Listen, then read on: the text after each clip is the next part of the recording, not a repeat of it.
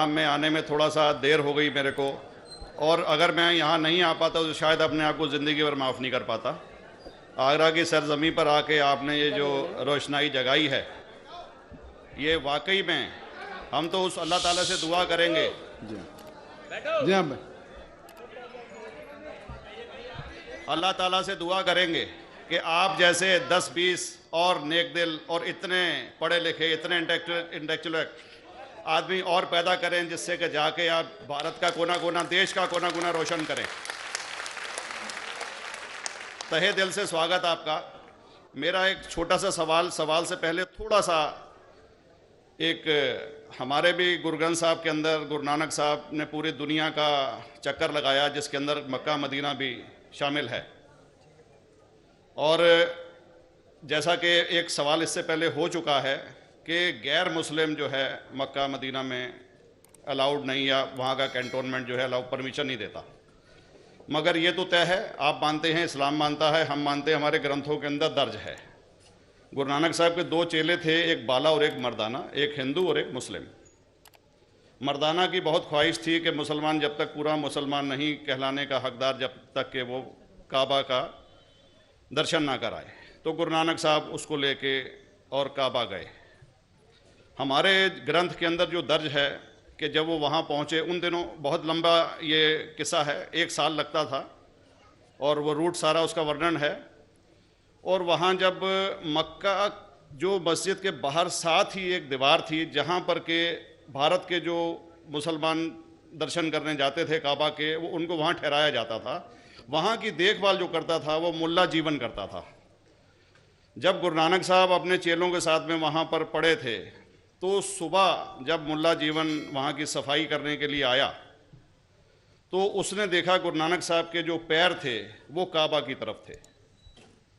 वो गुस्से में चिल्लाया कि ये कौन काफिर है जो कि काबा की तरफ पैर करके पड़ा है, और उसने गुस्से के अंदर आके उनके पैरों को झटका दिया, दूसरी तरफ किया। तो हमारे ग्रंथ के अंदर दर्ज जो किस्सा है उसके अंदर ये है कि काबा भी उस समय हिल गया, जिधर गुरु नानक के पैर जाते थे काबा उधर मुड़ता था। तो वो ज़ोर से चिल्लाया, ये कोई हजरत है, ये कोई औलिया है।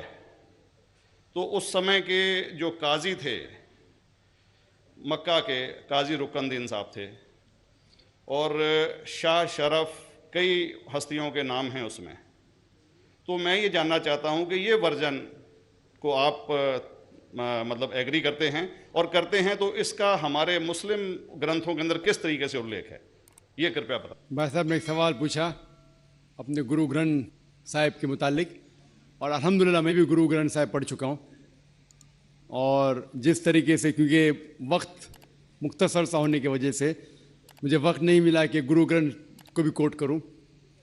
आपका सवाल का जवाब देने के पहले मैं आपसे इजाज़त चाहूँगा कि इवन गुरु ग्रंथ की किताब पढ़ेंगे आप, ग्रंथ जिसे आदि ग्रंथ कहते हैं, और कोई सिख से पूछेंगे कि खुदा का तसव्वुर क्या है, सबसे बेहतरीन जवाब कोई सिख दे सकेगा वो आपको कोट करेंगे जापूजी, जो गुरु ग्रंथ साहिब आदि ग्रंथ के सबसे पहले चैप्टर है, सबसे पहला श्लोक, जिसके कहते हैं जापूजी।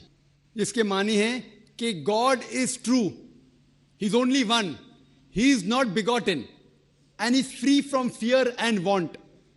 क्योंकि मैंने अंग्रेजी में पढ़ा हूं, इसलिए मैं अंग्रेजी में उसे कह रहा हूं कि खुदा एक ही है, वो हक है, और वो ना किसी को जना है ना किसी को जनेगा, और वो इमॉर्टल है, ना कभी मर सकता है। और इसको सिखिज्म में जो खुदा को कहते हैं Omkara, in manifest form he is Omkara, and unmanifest form he is एक ओमकारा। और कई इसके एट्रीब्यूट्स है, मिसाल के तौर पे परवरदिगार, अकल, और उसे रहीम कहा गया है, Wahe Guru as one God कहा गया है, और it is strictly against idol worship and अवतारवादा।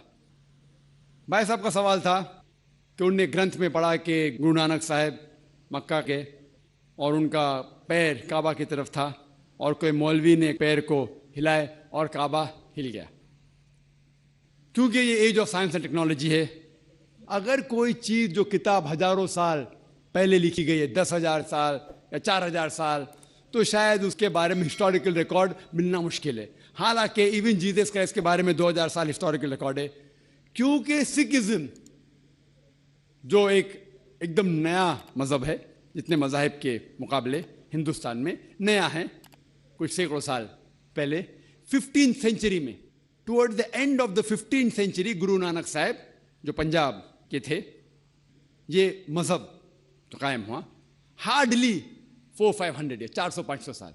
और अगर ये मान लो, सपोज मिसाल के तौर पे मान लो, मैं क्यों कह रहा हूं कि मैं नहीं चाहता हूं किसी को बुरा लगे, मान लो ये सच है, मान लो अगर 400-500 साल पहले अगर ये होता था कि काबा इधर से उधर हिल जाता था, तो हिस्टोरिकल रिकॉर्ड में बिल्कुल लिखा होता था। और कई हिस्टोरिकल रिकॉर्ड में ये नहीं कि काबा हिला इधर उधर, कई हिस्टोरिकल रिकॉर्ड आप देखेंगे। हिस्ट्री इतनी अल्हम्दुलिल्लाह 800-900 साल पहले, 1000 साल पहले जो मुगल ने किए, बिल्कुल लिखा हुआ हिस्टोरिकल रिकॉर्ड में।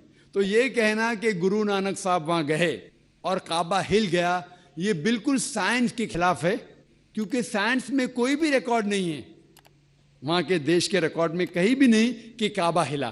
तो इसलिए हम कहते हैं कि हो सकता है ये गलती से किसने लिखा होगा, न कई किस्से कहानी। ये मैं तस्लीम करता हूं कि गुरु ग्रंथ साहिब में कई चीजें सही है, हक की बात है, लेकिन ये तस्लीम करना कि काबा हिल गया, ये बिल्कुल साइंस के भी खिलाफ है, साइंस के खिलाफ है। और इस्लाम में भी ये नहीं है। लेकिन ये कहना कि कोई गैर मुस्लिम जा सकता है, मुमकिन है, चुपके से कोई गया तो हो सकता है, वो भी जवाब